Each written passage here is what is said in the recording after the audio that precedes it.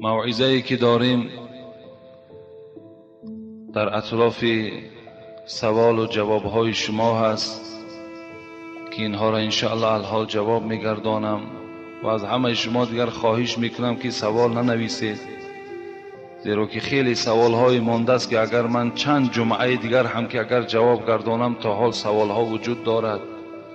از این خاطر دیگر سوال نویساندن بس کنید، زیرا که باز در موضوعهای نو میگذاریم. قریب چند جمعه دیگر باز موعظه های ما و شما دیگر از دیگر صحبت ها شروع می شود و سوال های شما بی جواب می ماند. از این خاطر دیگر می توانین الحال تا زمانی که خودم نگویم یعنی شما سوال ننویسید.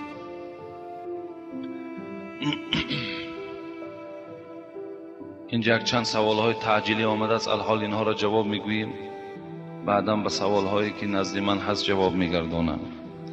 السلام علیکم حضرت داملا، من کسیته های شما را در یک ماشین گوش کردم. سخنهای شما به من بسیار معقول شد. برای همین از روز پنجشنبه از یک قشلاق دوردست دنقره برای 2 سوال آمدم. التماس همین روز سوال مرا جواب دهید. مرا برای انگشتی شهادت را برداشتن مسخره میکنند، وهابی میگویند و میگویند که از 18 فاسد کننده نماز 1 تایش انا همین است. و دوم سوال از قفای ولد زینا که دانشمند است نماز خواندن درست است یا نه؟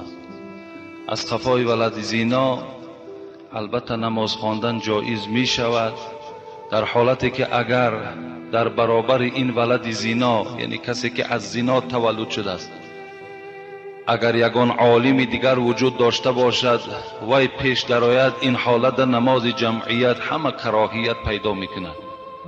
یعنی در حالت یک عالمی که ولد زینا نباشد باید که وای پیش درآید، لیکن وقتی در بین همین جمعیت بغیر همین ولد زینا دیگر هیچ دانشمندی نیست وای پیش می درآید، در نماز شما هیچ خلل و زللی پیدا نمی شود، زیرا که این فرزندی که تولد شده است این هیچ گناه ندارد.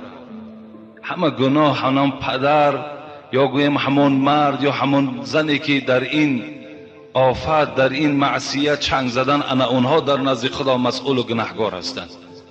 این ولد زینا هیچ گناه ندارد، فقط از حساب همون مادری فاسقه و فاسدهش گویم در این یک خیلی بیچاره یک مصیبت وزنین، یک داغ در حیات او پیدا شده است.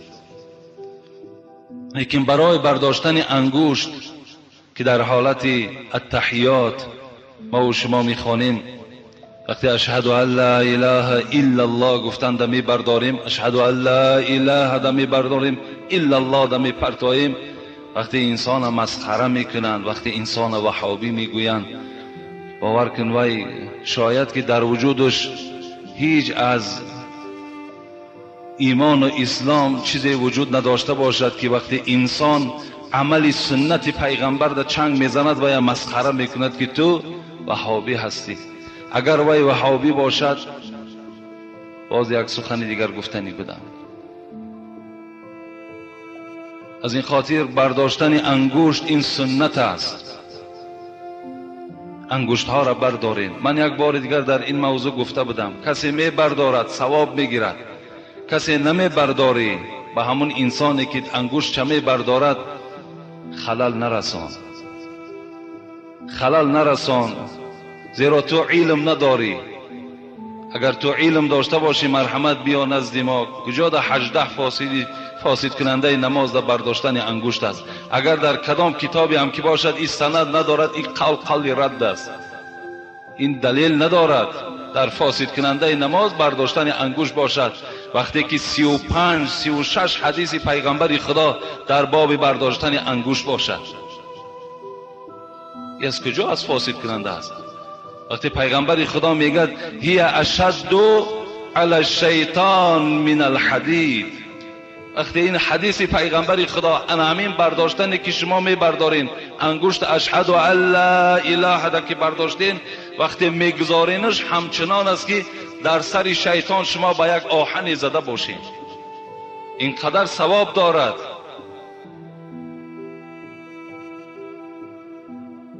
مسخره کننده در نزد الله البته گناهکار می شود. من به همه شما مراجعت میکنم، بردارین، ان شاء الله ثواب میگیرین.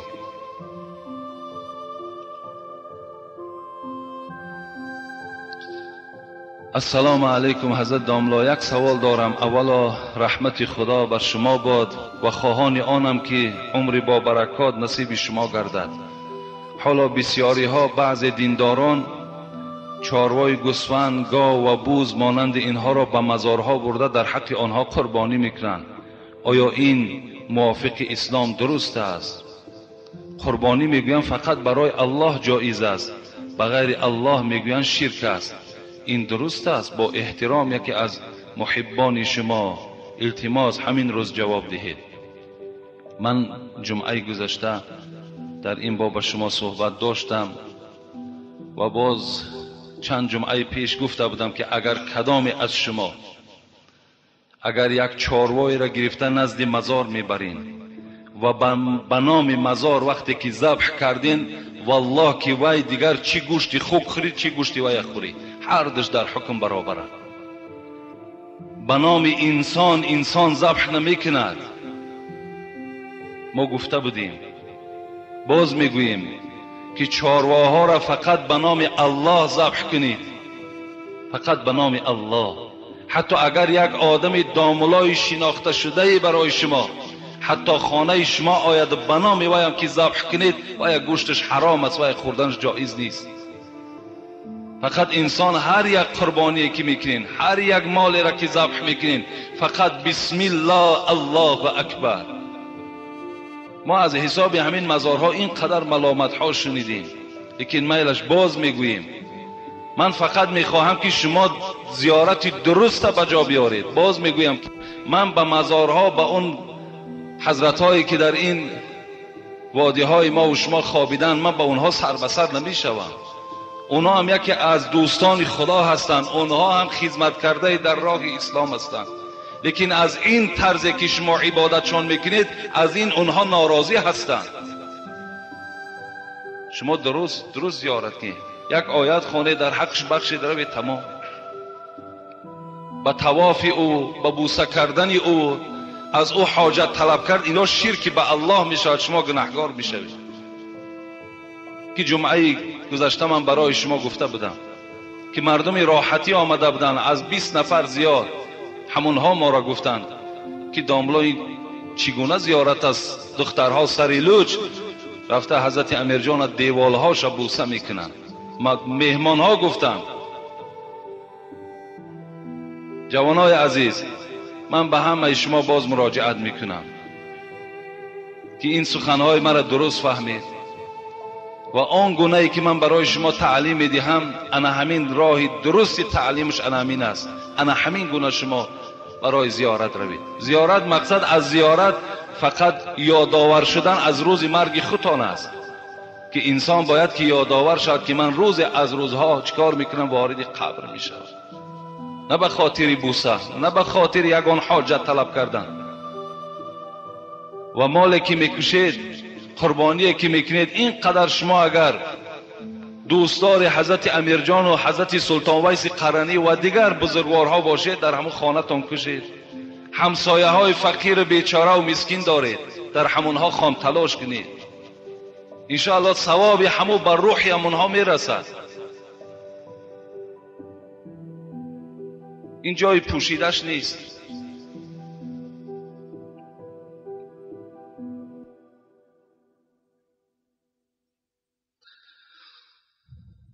بسیار ضرور. السلام علیکم داملای محترم حاجی مرزا، اولا دعا میکنم که با شما علم لدونی و علم نافع باز هم نصیب و روزی گرداند. من یک سوال دارم، آیا زرد میلش هر کی ما را ملامت میکنه کردن گیره، این منبر جای ملامت هست، اینجا جای استراحت نیست.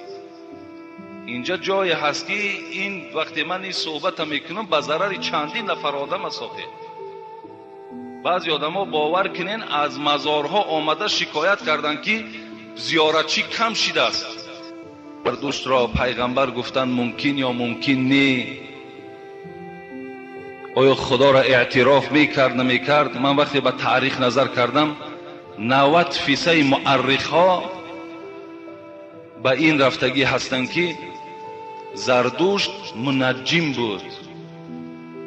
منجم بود یعنی گویم یگان حکیمی بود. در پیغمبریش هیچ دلیل‌های وجود ندارد. حتی در همین 4 کتابی که چه انجیل، چه تورات و چه زبور و چه قرآن، در هیچ کدام این نام زردشت ذکر شدگی نیست. از این خاطر الحمدلله که ما امروز دین داریم، دیگر حاجت نه به دین زردشت داریم نه به دین نصرانیش داریم. مادام قرآن آمد، پیغمبر ما که آمد، همه دین ها منسوخ شده. و شما یقین دانید که این نصرانی هایی که امروز عبادت دارن، امروز حضرت عیسی را پرستش میکنن، این دین اینا خیلی تحریف شده است.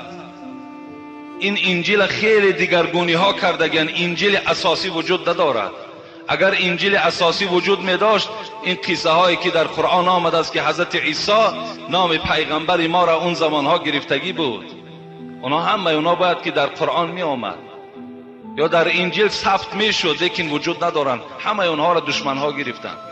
برای من نه حاجت به دین زردشتش داریم نه به دین نصرانیش داریم.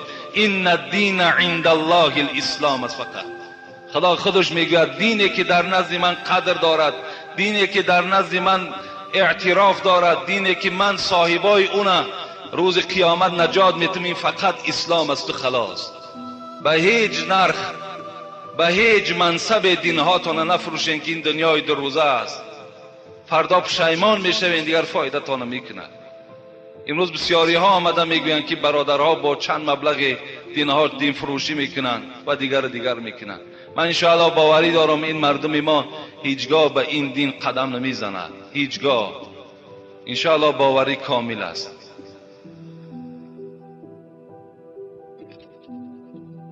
السلام علیکم. داملای شیرین سخن اکای حاجی میرزا. در مسجد ما جوانان عموما در صف اول نمی نشینند، چون که جوانان را موی سفیدان نمی گذارند که در صف اول نشینند. حکمش در نزد خدا چیست؟ پیغمبر خدا در حدیث های مبارک برای احترام موی سفیدها گفتگی ها دارد. ما موی سفیدها را البته احترام میکنیم، به قدر موی سفیدها میرسیم، زیرا روز از روزها شما هم موی سفید میشوید و میخواهید که باید که باز جوانها شما را هم چیکار کند؟ احترام کنند. ما همه وقت باید که احترام موی سفیدها کنیم، احترام همون مادرهای پیرانسال به جا بیاریم. لیکن در مسئله در صف اول ننشستن جوانها، اینجا موی سفیدها حقوق ندارند. یعنی وقتی جوان است می آید، وقتی در صف اول در مسجد می نشیند، حتی داملا هم حقوق ندارد که وی از جاش خیزاند یک نفر دیگر در اونجا نشاند. زیرا اونجا جوانی هست که از ساعت 9-10 بیچاره برای که من در صف اول نشینم و صحبت را خوب گوش کنم گفته از راه های دور آمده با یک اخلاص خیلی بلند حاضر می شوند. اگر ما وی از دستش گرفته و مثال از جاش خیزانیم، آیا در این ما و شما گناهگار میشه؟ در مسجد هیچ کس حکم کرد. حتی حبیب خدا را بینید، لا تعظیمونی فی بیت ربی، مرا در مسجد الله چیکار نکنید؟ تعظیم نکنید گفتن. از این خاطر کدام جوانی که در صف اولم که باشد، اگر همون موی سفیدی که آمد از پس همون جوانم که نشست هر جای خالی یافت و نشست، انشاءالله در این ثواب میگیرد از اوی که یک جوان از جاش میخیزاند در جای وی می نشیند. این در حقوق ندارین. من برای کارهای دینی قائم میشوم، پدر و مادرم صد راه من میشود. از کارهای ثوابی که من انجام میدهم، پدر و مادر من هم در این کار ثواب شریکن یا نه؟ البته شریکن. اگرچه اونها صد راه تو هم کشوند، لکن تو در مسئله اطاعت الله پدر و مادر هیچ کس اطاعت نمیکنه. اگر وقت پدر و مادر فرزند نگذارد که مسجد رود، نگذارد که نماز خواند، نگذارد که روزه گیرد، اینجا در فرزند حقوق دارد که گوید پدر و مادر من سخن تو را نمیگیرم، من سخن الله را میگیرم. زیرا پیغمبر خدا گفتگی هستند که در گناهگار شدنی نزد پروردگار سخنی کسی نباشد، بنده نباشد و یا رد کنید گفتند. لیکن البته مادامی که اونها سبب به دنیا آمدن تو شیدگی که هستند، در ثوابهای تو البته شریکند. در حقشان دعا کن که خداوند اونها را مثل تو توفیق نصیب کند. درباره منافق کمی صحبت میکردید. با احترام مخلصان شما از شهر دوشنبه. قال رسول الله صلی الله علیه و سلم: اربع من کن فیه کان منافقا خالصا. پیغمبر خدا گفت اگر در کدام از امت من 4 خصلت وجود داشته باشد، 4 فعل وجود داشته باشد، وای منافقی تازه منافق است، بسیار تازه منافق است. این کدام عمل ها باشد؟ اذا اؤتمن خانه، هر وقتایی که اگر امانت گذاری پیشش خیانت میکند. خواه از مال دنیا باشد، خان از یک برادر میرویم ما یک سیر دل ما نمیگوییم، میگیم برادر همین نزد تو امانت. اگر همون سیر دلی تو را رفته و آشکار کرد، اینم علامت منافقی هست. یا اینکه اگر در پیش او یک بار میمانی، یک مال میمانی و میگویی که من یک روز بعد یا یک ماه بعد از این مال خود خبرگیری میکنم، تا آمدن تو اگر در مال تو خیانت کرد، از مال تو چیزی گرفت، اینم علامت منافقی است. و اذا حدث کذب. دوم پیغمبر خدا گفت کدام انسانی که از امت من اگر دروغگو باشد و یا منافق است. دروغگو اینم منافق است. و اذا عاهد غدر. وقتی اگر عهد و پیمان میکند، در عهد و پیمانش وفا نمیکند. هر وقتی که وعده میکند، در وعدهش خلاف میکند. اینم نشانه منافقی هست. و اذا خاصم فجر. آخر در حضرت گفتن کسی که اگر از امت من جنگ میکند و دشنام میدهد، اینم علامت منافقی هست. یک روز ما بین عصر شام در مسجد ما موعظه ها داریم. در باب همین منافق ما کمی صحبت کرده بودیم، حتی گویم بعض عصبانی هم شدیم، گفتیم قریب امروز 90% امت پیغمبر قریب منافق است. چه از حساب دروغ گفتنشان، چه از حساب امانت خیانت کردنشان، چه از حسابی که وعده را وفا نمیکنند، چه از حساب دشنامه هایی که میدهند. لیکن یقین دانید که منافق خداوند در قرآن خبر میدهد که در پسترین آتش دوزخ است. هر یک طبقه که در دوزخ وجود دارد، بالای و عذابش کمتر است.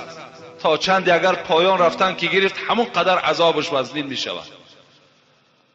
پیغمبر خدا را پرسیدن آسان ترین عذاب دوزخ کدام عذاب است؟ آسان ترینش. پیغمبر خدا گفتند همان مرد گناهگار را میارند و در پیش او یک پای افضال آتشین میگذارند و میگویند پایهات در همون پای افضال داخل کن. وقتی این آدم گناهگار پایهاش که در پای افضال که میدازد، و مجرد همون پایها در پای افضال جای گرفتن، میگوید همون مینه سرش میجوشد. این عادی ترین گفته است، سبک ترین عذاب دوزخ است. تصور کن که منافق در پسترین است، چند قدر عذاب دارد. در کدام انسانی که اگر همین علامت ها باشد، این یکی از علامت های منافقی هست. این باید که ترک سازد. سلام علیکم اکای حاجی مرزا. ما یک گروه مخلصان شما از شما خواهش داریم که درباره ملاهایی که ایمان مستحکم ندارند و ما در شهر دوشنبه داملای داریم که از مردن میترسد و امر معروف نمیکند. اگر شما در این موضوع یک ثبت کسیتوی میکردید بسیار خوب میشد. پیغمبر خدا میگوید صلی الله علیه و سلم انما انا والله یهدی، انما انا قاسم والله یعطی.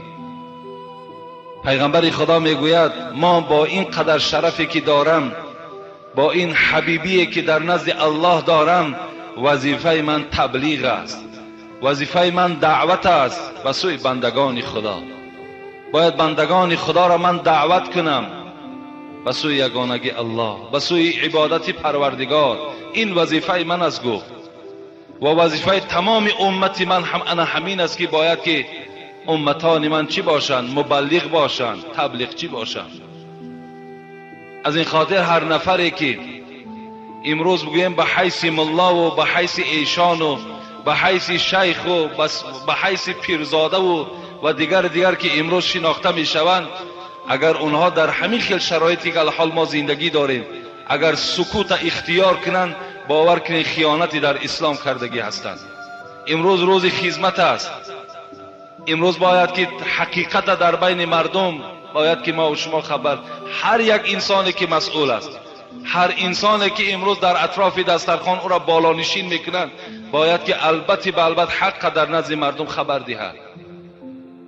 زیرا خداوند به ما و شما چی میگه؟ ولتکن منکم امه یدعون الی الخیر و یأمرون بالمعروف و ینهون عن المنکر و اولئک هم المفلحون. باید که در بین شما گروه‌های باشد که مردم را تبلیغ کنند، مردم را امر معروف و نهی منکر کنند. هر کسی که امر معروف میکند، هر کسی که نهی منکر میکند، خداوند میگه اولئک هم المفلحون، اونها نجات یافته هستند در نزد الله. آیا نمیخوای که نجات بیابی؟ آیا نمیخوای در بهترین قصرهای جنت خدا را جا کند؟ به سبب چی؟ به سببی که تو در دنیا آن پیروای خودت، آن مخلصای خودت دعوتی به سوی اسلام میکنی. افسوس البته امروزها بسیار وجود دارد. بعضی روز یک برادر ما از راه دور آمده بود، دیگر ریان و شهرش نام نمیگیرم، گو معرکه های خیلی زیاد میکنیم لیکن تماما امر معروف وجود ندارد. میآیند ایشان زاده ها، میآیند شیخ زاده ها من میآیند، می نشینند، از خوراک استفاده میبرند، از مال و ملک خاندار استفاده میبرند، لیکن صحبت تماما وجود ندارد. حبیب خدا چی میگوید؟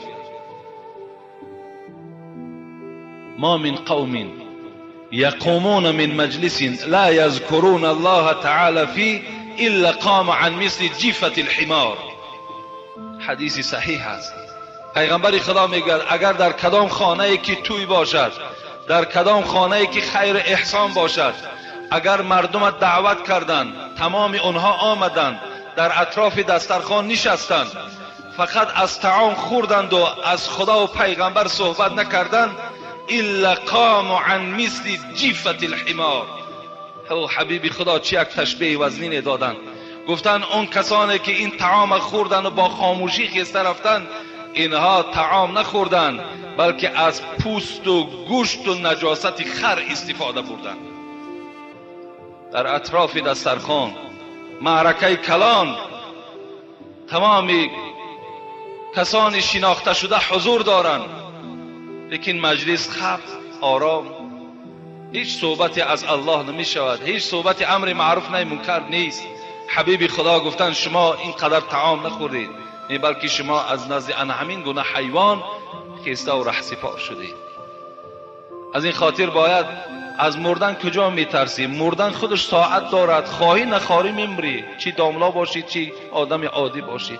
کل نفس ذائقة الموت است. همه شما البته گفتن لذت مرگ میچشین، خواه امروز از خواه فردا هست، البته لذت مرگ میچشین. از مرگ هیچ کس گریخته نمیتواند. لطفی الله یار خدا رحمت کند، اون صوفی بودن، ویم صوفی هست، شیخ هست، و حضرت میگه بهترین عمل که موصوف است نهی منکر و امر معروف است. بهترین عملی که در نزد پروردگار اجر دارد این امر معروف و نهی منکر است. خداوند به ما و شما حتی چی میگه؟ کنتم خیر امه اخرجت للناس تأمرون بالمعروف و تنهون عن المنکر. شما ای امت محمد صلی الله علیه و سلم بهترین امت هستین. به چی خاطر؟ به خاطر آنکه شما امر معروف و نهی منکر دارید. از این خاطر شما در بین تمام این امتهای گذشته بهترین امت هستید. السلام علیکم داملای عزیز، یک سوال دارم. مرا یزنم کر است و بسیار آدم خوب و ساده‌خیل است. خواهرم با او 1 سال شد زندگی دارد. الحال میخواهد که از او جدا شود. سببش فقط از حساب کر بودن یزنم هست. آیا در این موضوع شما چی گفتنی دارید؟ یعنی البته جدا شدن این خواهر از این مردی که در این کسلی ناشنیدنی مبتلا هست، اگر با این خاطر از این بنده خدا جدا شود در نزد خدا گناهکار می شود. هیچگاه پیغمبر خدا می گوید ابغض الحلال الی الله الطلاق. طلاق حلال است لیکن بدترین حلال ها به حساب می رود. اگر مبادای همین برادری که به ما خط نویسانده است، اگر خواهری تو کر باشد و این مرد شنوا باشد، اگر خواهری تو را طلاق کنه چی حال می شود؟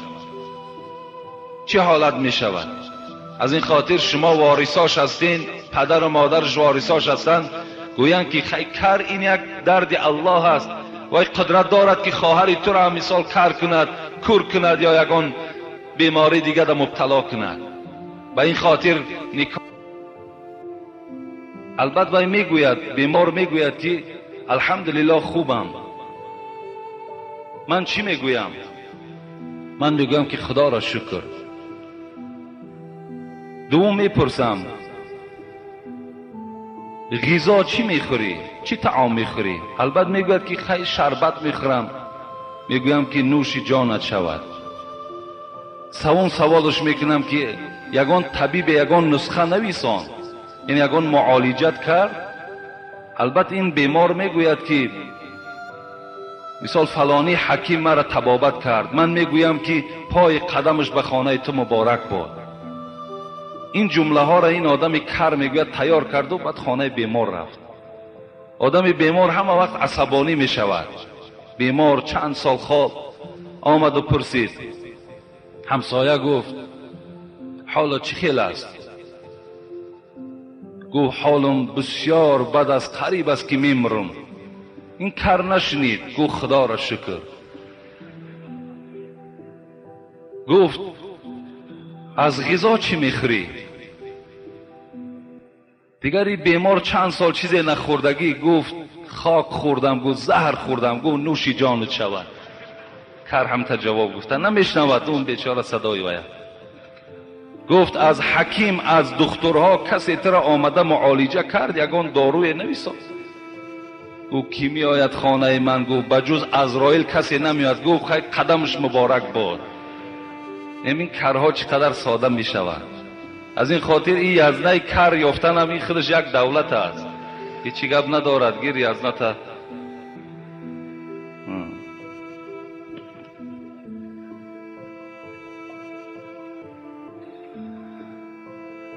داملای عزیز، من یک خواهر اسلامی شما هستم. یک سوال دارم. به نزدیکی من به شوهرم جنجال کردم از حسابی که شوهرم دولتدار است و بیگاهی ها مست می آید. من به وکیل و داملای محله مراجعت کردم که او را نصیحت کنند. آنها مرا سرزنش کردند و عیبم را به گردن من گذاشتند و نان و آب را خوردند و رفتند. من بسیار کسیته های شما را گوش میکنم و به خلاصه آمدم که شما این قضیه را حکم کنید، زیرا شما حقیقت را میگویید. به خدا قسم فقط شوهرم گناهکار است از حساب پول و مالش. این خواهر کدام خواهری باشد به ما مکتوب نویساندند که جنجال عائلوی شده است و در این جنجال خواست است که این جنجال البته حل کند.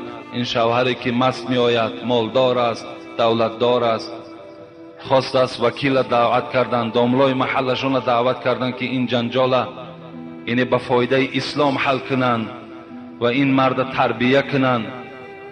نامعلوم که این داملا یا که این وکیل به خاطر البته مال و ملک وی حکم درست ندادن و این خواهر البته سرزنش کردن، زیرا در آخر میگه به خدا قسم عیب شوهرم هست.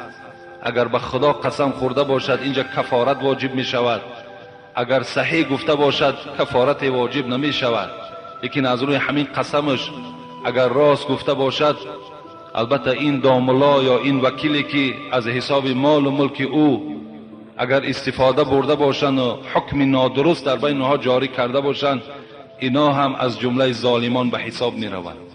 زیرا پیغمبر خدا هم در حدیث های صحیح می آید که من سئل عن علم فکتمه الجم یوم القیامت بلجام من نار. اگر کدام عالم را یک مسئله را سوال میکنند و این مسئله را صحیح جواب نمیگوید بلکه پوشیده جواب میگوید یا اینکه خاطر میبیند و جواب میگوید، پیغمبر خدا گفت این گونه عالم ها را پروردگار روز قیامت با لجام های آتشین بسته میگرداند. برای من هر کسی که اگر در این گونه قضیه ها اشتراک میکند، اگر دارد علم و سواد حکم کند، ندارد از همه بهترینش همین است که گوید که من نمیفهمم یا من سواد ای را ندارم یا فلانی را دعوت کنید، با این حال البته جانش خلاص کند، این برای او فایده آور است. که بسیار از این گونه انسانهایی که البته از حساب مالداری و دولتداریشان چه زن باشد چه همسایه ها باشد خیلی آزار میدهند و بسیار انسانهایی را ما هم میدانیم امروز که حتی که برای خاطر دولتدار بدن او باور کن با او داملا هست، ایشان از شیخ است، با او یک صحبت های میکنند، چی صحبت های بی معنی میکنند، یک دیگر را در آغوش میگیرند، با یک دیگر چی دستزنی ها دارند، حالان که وی تماما بیچاره در بالای جای نماز برآمدگی نماز خواندگی نیست، فقط پول دارد، مال دارد، منصب دارد، به او خاطر همانها را چیکار کردن؟ از دنب اونها دویده و از برای 4 سوم اونها شده دین آیینش فروخته گشته است. یک قصه در همون انیس الجلیس می آید، بسیار قصه عبرتگیری هست.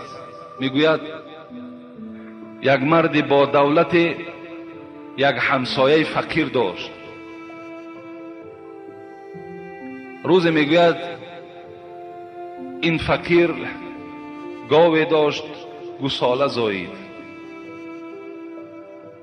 این آدم با دولت درکدار شد که گاوی همسایه‌اش، گاوی این آدم فقیر گوساله کرده است. در او قاضی همون زمانه هم کدام پارخری بده است، این دولتدار میگد به همون قاضی مراجعت کرد که یا حکم برار که همین گویا که همین گوساله از اسب من زاییده شده است. این بای اسب داشته است، گفته است اکنون قاضی یک کاری میکنی، این مال و ملک چندی میگیری گرفتن بگیر، لیکن حکم کن که همین گوساله که در خانه می کم بغل پیدا شده است از اسب من است. قاضی فریاد میکند فقیر و آدم دولتدار مرافعه سودی را تشکیل میکنند، میگوید که همین گوساله تو از اسب انا همین است.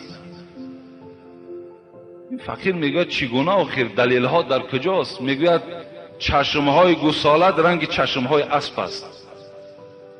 و بین میگوید گوساله تو هم 4 پا دارد، اسب هم 4 پا دارد.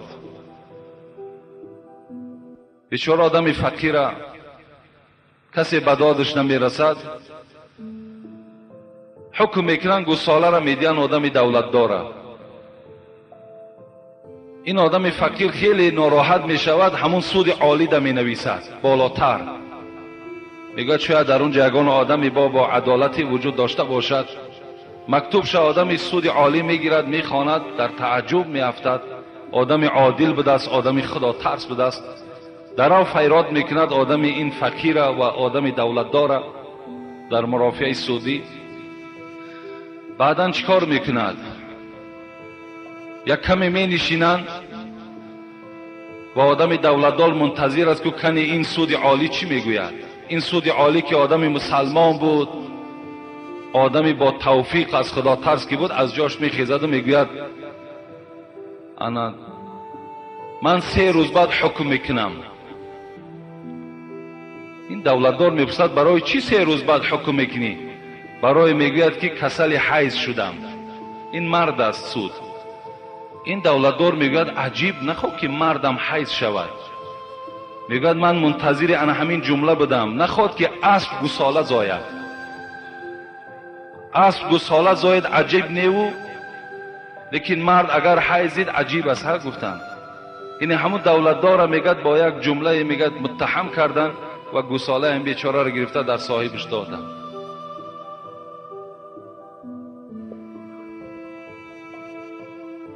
اینجا یک شعر نویساندن، ما شعر تحلیل نمیکنیم. بسم الله الرحمن الرحیم. السلام علیکم استاد عزیز حاجی میرزا. مرده 100 ساله در تابوت هجران بوی گرفت، مرده شوی می بایدش زنده در گورش کند. این چی معنی داشته باشد استاد عزیز؟ اینا اگر شاید این فکری منم غلط باشد، لیکن مرده 100 ساله در تابوت هجران بوی گرفت، ما مرده کسی را میشماریم که پیغمبر خدا میگوید مثل الذي يذكر ربه والذي لا يذكر ربه مثل الحي والميت. کسی که اگر در یاد الله است، کسی که اگر در دین اسلام است، کسی که مسلمان است وی زنده است. کسی که اگر ذکر نمی کند، کسی از یاد خدا غافل است وی در قطار مرده ها است.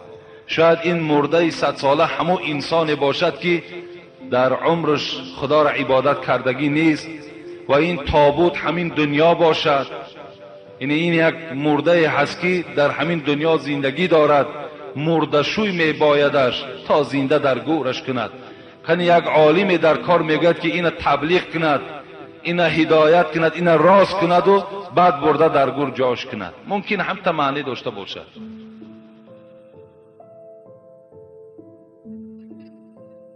السلام علیکم و رحمت الله. بابای حاجی، من یک مخلص اشدی شما هستم. یک سوال دارم، التماس جواب دهید. من یک جوان خدا ترس هستم. حاضر به کجایی که خواستگاری روی بسیار سر و پاه می فرمایند. دست ما نمی رسد. نفس خود را در زندان کردیم. یک دختر مرا دوست می دارد و مرا می گوید که مرا گرفته ببر به خانه‌تان، بعدا نکاح میکنیم. من همین خیال کنم در نزد خدای خود گناهگار می شوم یا نه؟ التماس جواب دید که بسیار ضرور است. البته انسان گناهگار می شود وقتی که این یک حساب جنایت است. وقتی که شما مثال یک دختری که وی پدر دارد، مادر دارد، پدر و مادر وی قدر دارد، قیمت دارد و یا یک چند نفر انسان ها می شناسد، وقتی اگر تو دختری وی گرفته و به خانه میاری و بعدا نکاح میکنی، میدونی چند قدر در یک برادر مسلمان اینقدر دلازاری پیدا میکنی، آبروی یک برادر تا پس میکنی. شر الشباب فمن استطاع منکم الباءة فلیتزوج و این لم یستطع فعلیکم بالصوم فانه له وجاء. ای معشر شباب، ای جوانها، کدامت اگر دستی رسا دارین زن گیرین، اگر دستی رسا ندارین تا زمانی که دستان می رسیدگی باشد شما روزه گیرین، زیرا روزه شهوت شما را می شکند و شهوت شما را دور می گرداند. و الا به این عمل هیچگاه شما دست نزنین که وقتی دعای پدر و مادری در حق تو نباشد این چگونه زندگی می شود، این چگونه بخت می شود.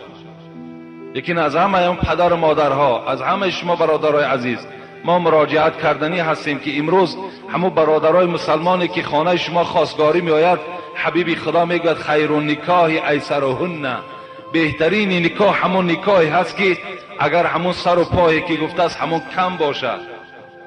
شما اونقدر مشکل نگیرین، اونقدر وزنی نگیرین.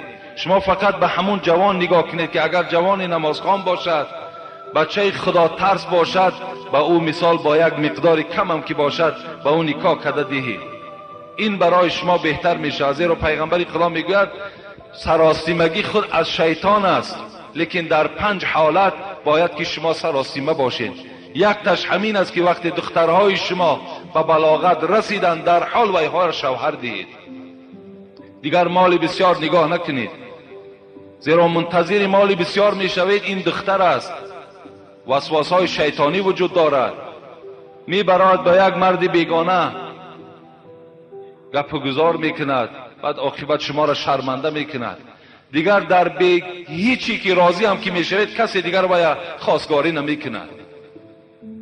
از این خاطر با همون مال کم هم که باشد، جوانی خوب باشد، جوانی اگر عملهای صالح داشته باشد، دهید، انشاءالله شما ثواب بگیرید، بسیار نیک می شود. و حتی همون یک بار من گفتم شما گویم که خنده هم کردین، لیکن این خنده نیست. اگر کدامید که می بینین اپای به شوهر دارین، مادری به شوهر دارین، مامای به شوهر دارین، پر از مردها موی سفیدای زنگیر، شما پیشنهاد کنید، گوید ما همین خیل اپا داریم، همین خیل مادر داریم، همین خیل مامه داریم، مرحمت آمده گیرین. گوید این وظیفه مسلمانی هر کدام ما است، این عیب نیست.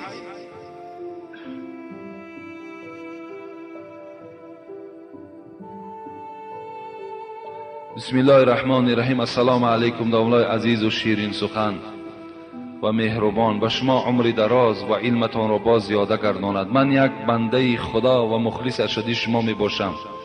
داملای عزیز، من از شما یک خواهش دارم. من یک پسرچه دارم، وی 2 ساله می باشد.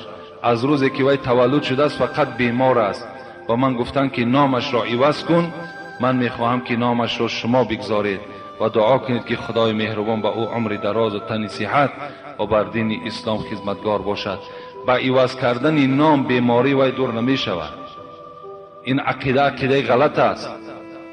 اگر مبادای که شما وی نامش عبدالرحیم مانده باشید یا عبدالکریم مانده باشید، که پیغمبر خدا گفتند بهترین نام همون نامی که در اولش عبد داشته باشد، یا بهترین نام همون نامی هست که عبدالله باشد، عبدالرحمن باشد. شما وقتی این عبدالرحمن گرفته تغییر میتین، نام دیگر میمانین، فکر میکنین شفا در همون است. این شفا در نزد الله است. درد خداوند خودش میدهد و درد پروردگار خودش دور میکند. با عوض کردن نام هیچگاه وی بیماریش دور نمیشود. برای همین بگذار همون نامی که اگر اسلامی داشته باشد همون نام اسلامیش باقی ماند. فقط در حقش دعا کنید، پدرش مادرش دعا کنید که خداوند وی شفای کامل دهد. ما هم دعا میکنیم خدای مهربان شفای کامل و شفای عاجل نصیبش گرداند. آمین یا رب العالمین. السلام علیکم ای دوست خدا حاجی مرزا. در تویها تقای عروس میمانند. تقای عروس با 50 یا 100 سامانی قناعت نمی کند. شما در این مسئله چی میگویید؟ همچون یک پیشوا ضرور است التماس. ما چندین بار گفتیم در نکاح تقه تماما حاجت هم نیست، لازم هم نیست. این تقه بازی ها را باید که از بین برداریم، بس است دیگر. همون دختر قطعی جوان میاریم، این نکاح هایی که الحال ما میکنیم، دخترها از یک طرف، جوانها از یک طرف، داملا در بین می نشیند، به آنها یک طرز حیات حکایه میکند، به آنها موعظه میکند، بعدا هر دی اونها را در حضور یکدیگرش نکاح میکند. این تقه دیگر چی در کار؟ این تقه بازی و شاهد روان کن و بعد میآیند دخترها گفتن که تا 50 سوم ندهی اگر راضی نمیشیم. این از بی‌غیرتی شما میشود. شما غیرت اسلامی تان بدر کنین و همون دخترهایی که در اطراف دخترتون جمع میشود اونا را نگذارین که آنها صحبتی بلند کنند. اونا کی هستند؟ شما پدر و مادرین، شما جوابگر هستین. این غمخواری برادر مسلمان کجا می شود؟ یک برادر از خانه تو خواستگاری می آید، یک روز خرسندی، روزی نیک، با یکی از سنت های پیغمبر چنگ می زند، تو به ذمه وی میگذاری 100 سامان ده، بعد دختری من هم می گوید. این گناه هست آخر. اینا را باید که ما اکنون زمانی آمده است آیسا از بین دور کنیم. یک موی سفید او روز چی میگن؟ میگن همه حاجی بابا مثلا می عرف عادت ها را نرسین، بانن می عرف عادت ها بیست است. گفتم اگر همین رنگ توار پیشواها باشد همین مردم بیچاره دیگر همه قرضدار میگردند. آخه عرف عادت این نه نص قرآنی است نه احادیث های پیغمبر در داخل می شود. این عرف عادت ها میان مردم کند آخر. این عرف عادت ها را باید گم کردن در کار. تقا 100 سامان، دخترها 100 سامان، شهدها 100 سامان، از کجا میارین؟ این عرف عادت های ما و شما. همون شب نکاح بهترین صورت شمین است که اولا شما خدا را شکر گویین که در خانه شما یک مسلمان قدم میماند و دختر شما را با یک نکاح اسلامی میبرد. شما این در اول شکرانه کنین و دوم تمام همون ترتیب اسلامی را جاری کنین. همون دختر را پیشکی شنانین، گویین که همین بچه هم همین خیل نکاح باید همین خیل صورت گیرد. بسیارتر مادرها البته در این کار مسئول هستند. بسیارتر خلل پذیر الحال در همون عائله ها مادرها شدگی هستند. همه حکم در دست خودشان گرفتگیند. همه همین بدعت ها را هم مادرها بیدار کرده ایستادند.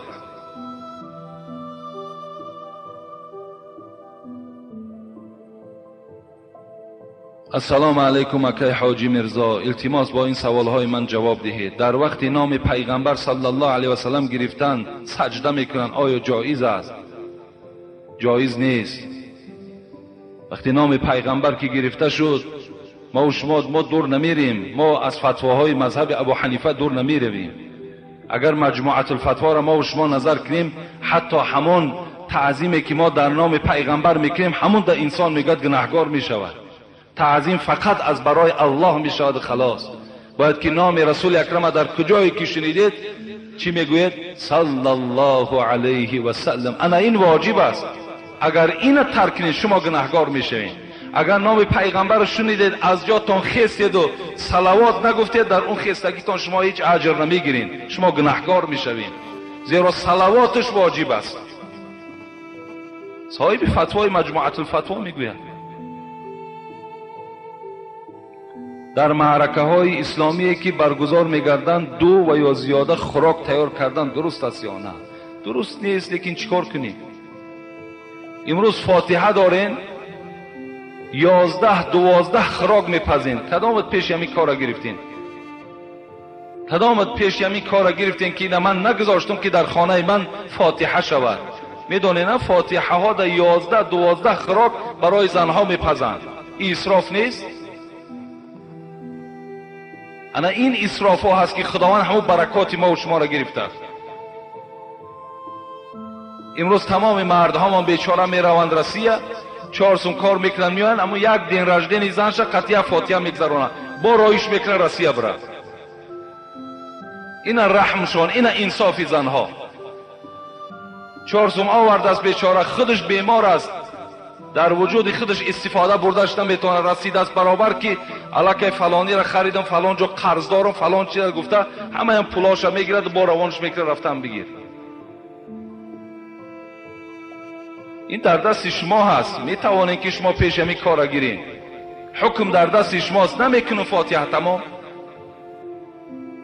نمیکنم 2 خوراک.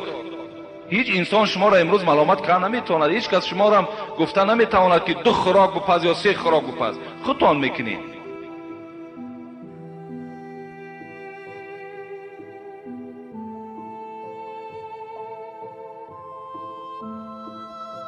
السلام علیکم داملای عزیز و مهربان، من از شما خواهش دارم که شما همین سوال مرا با پررگی جواب گردونید. من در مکتب میخوانم، نماز پیشین را در 25 کم ماندن میخوانم، همین درست است یا نه؟ با احترام مخلص دائمی شما هستیم. درست است. اگر شما در 20 کم اگر نماز پیشین نخوانید و از پی کارتون شوید، از پی درستون شوید، البته صحیح است، درست است. السلام علیکم داملای شیرین سخن اکای حاجی مرزا، خطبه چیست؟ خطبه این حمد خدا را گفتن خطبه میگن. خطبه امام میبره در بالای منبر و یک خطابه میکند، یک موعظه میکند، همین خطبه میگویند. خطبه خواندن این از کلمه همون خطابه هست، خطاب کردن است. به خطبه خواندن جایز است. نکاح کردن در اسلامیان که نماز عید را التماس به نهایت ضرورت. نماز عید اگر به خطبه هم که خوانید نماز عیدتان درست می شود.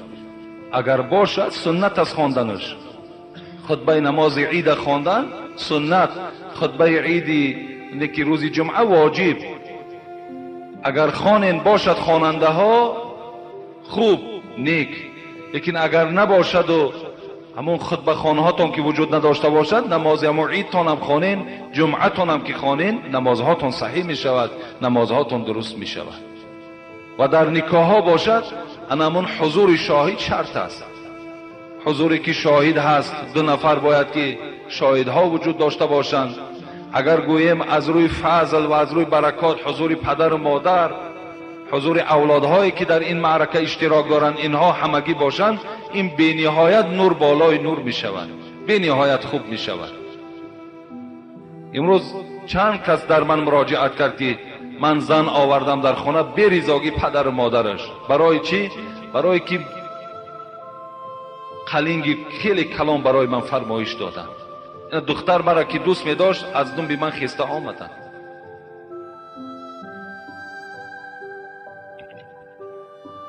السلام علیکم داملای عزیز، با این سوال من التماس جواب دهید. شخصی هست زنا میکند، باز میگوید که زنا راحت دنیا هست، در نمازهای جمعه در مسجد شما اشتراک میکند، ماشینش را پرده های سیاه کشیده در شهر میگردد.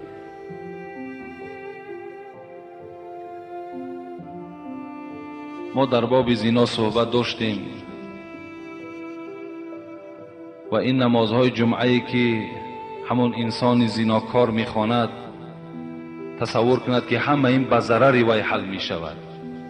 خدا در قرآن میگه ولا تقربوا الزنا، و تمام بندگان خود مراجعت دارد که به زنا نزدیک نشو، هیچگاه به زنا نزدیک نشو. حتی یک دختری که با تو نکارس است با او سلام نکن، یک دختری که با تو نکارس است او را در آغوش نگیر. ولا تقربوا الزنا انه کان فاحشة و ساء سبیلا. خدا میگوید زیرا که این بسیار راهی بد است. کسی که اگر راه زنا را برای خودش اختیار میکند، باز آمدن نماز میخواند، این نماز او از همان نمازهایی هست که وی از کارهای بد باز نداشت. پیغمبر گفت آن نمازی که صاحب خودش را از زنا و از عرقخوری و عرق نوشی و از عرق فروشی اگر من نکرد، این نماز نیست. گفتند نماز همون نمازی هست که صاحبش از کارهای بد باز می‌دارد. پیغمبر خدا میگوید ما من ذنب بعد الشرك اعظم عند الله من نطفة وضعها رجل في رحم لا يحل له. بزرگترین گناه بعد شرک به الله آوردن این است که اگر مرد نطفه خودش در رحم زن میپرتاید که در بین اونها نکاح وجود ندارد. مقصد یعنی زنا هست. بعد شرک پیغمبر گفت بزرگترین گناه این چی است؟ این زنا کردن است. در کتاب می آید که پیغمبر خدا شب معراج میگوید من همراه حضرت جبرائیل بودم، در جای رسیدیم که یک تنور بود، یک تنور دیدم، صحو من حره، یک صدای داد می آمد از داخل این تنور. حضرت گفتم بالاش بسیار تنگ بود لیکن پایانش خیلی وسیع بود. وقتی که به من و نمایان کردن نگاه کردم که همون جوانها و همون جوان پسرها و جوان دخترهایی که در دنیا با یکدیگر زنا کرده بودند در همین تنور عریان عذاب داده می شدند.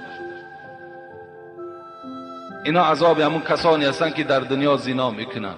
وقتی با یک زن زنا میکنی تو در خاطرت بیار که اگر با خواهر تو کسی زنا کند، اگر با مادر و اپای تو کسی زنا میکند، وقتی دستی وای می قپی تصور کن که دستی خواهر تو را یک مرد دیگر مثل تو فاسق اگر قپیده باشد چه خیلی خطا حس میکنی؟ آیا او برادری که وای میشنود که فلانی با خواهر من زنا کرد وای بیچاره خجالت نمیشود؟ امروز همین زنهای فاحشه زیاد شده است. شما فقط جوانها خودتان احتیاط کنید، بسیار زیاد شده است. اکثریتش بین حکمت دارد. خداوند ولا تقربوا الزنا گفت به زنا نزدیک نشوید. این ببینید، این کسل ها را ببینید، این بیماری ها را ببینید. از همه بدترینش همین است که انسان زیناکار اگرچه دولت دارم که باشد عاقبتش انشاءالله خراب است. در همین دنیا ضرر می‌بیند. خداوند بسیار رحمان و رحیم است و یک مدت یک فرصت می‌دهد که این بنده من به خود می‌آید یا نمی‌آید. وقتی به خود نآمدی آهسته آهسته اول مالت، فرزندهات، بعدا در نفس خودت یگان زلالی پیدا می‌شود.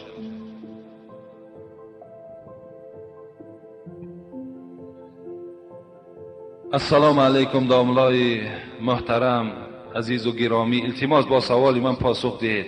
چند روز پیش در دهه ما داربازها آمدند بعد آنی که از مردم طمع میکردند که با حق رسول خدا یگان مبلغ دهید، باز میگفتند که با حق علی شیر خدا که